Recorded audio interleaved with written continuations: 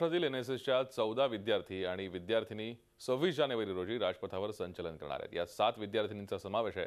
लाखो विद्यार्थ्यांमधून या 14 विद्यार्थ्यांची निवड झाली आहे। राष्ट्रीय सेवा योजनेतून देशसेवा आणि समाजसेवा करण्याची संधी मिळत असल्याच्या भावना विद्यार्थ्यांनी यावेळी व्यक्त केल्या। या संदर्भात आमचे प्रतिनिधी रामराजे शिंदे यांनी त्यांच्याशी केलेली ही खास बातचीत।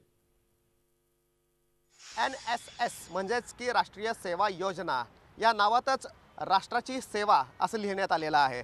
आणि ही मुलं जी आहेत ती महाराष्ट्रामधून वेगवेगळ्या भागामधून आलेले आहेत। मराठवाड्यामधून आहेत, पश्चिम महाराष्ट्रामधून आलेले आहेत, पुण्यासारख्या ठिकाणाहून सुद्धा आलेले आहेत।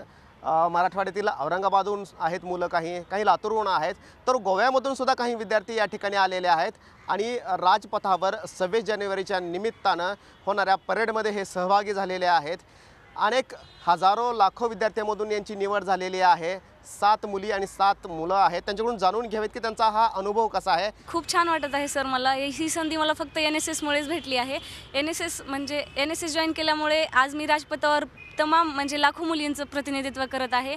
मी एक खेड्यापाड्यातल्या सर्व मुलींचं प्रतिनिधित्व करताना मला खूप प्राऊड फील होते सर राजपथावर। आता मी मुंबईमध्ये राहते, तर आम्ही खेड्यापाड्यात जाऊ नाही शकत। आम्ही स्लम एरियामध्ये जाऊन तिथे आम्ही तिथल्या लोकांना ब्लड डोनेशन किंवा त्यांचं सुरक्षा किंवा त्यांचं असं कॅम्प लावून तिथे आम्ही असं मेडिकल वगैरे करून त्यांचं आम्ही स्वतः समजून घेतलं आणि त्यातून आम्ही खूप काही शिकलो। राजपथ पे हजारों लाखों लोग हमें देख रहे होते हैं, पूरा विश्व हमें देख रहा होता है।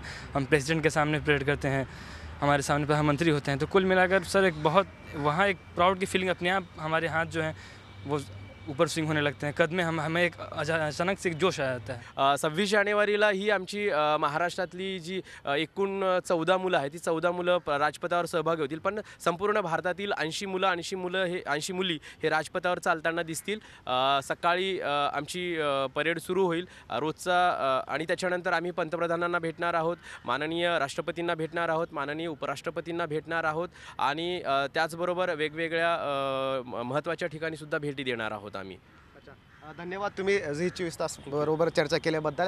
त्याग आणि संघर्ष राष्ट्रीय सेवा योजना हे शिकवते, आणि त्याचबरोबर शिस्तीची जोड सुद्धा। त्यामुळे एखाद्या कलाकाराच्या मनामध्ये सुद्धा एनएसएस असते, आणि डॉक्टर असेल किंवा कोणत्याही क्षेत्रामध्ये काम करणाऱ्या प्रत्येक व्यक्तीच्या मनामध्ये एनएसएसची शिस्त जी आहे ती या सरावामुळेच निर्माण होते। रामराजे शिंदे, झी मीडिया, दिल्ली।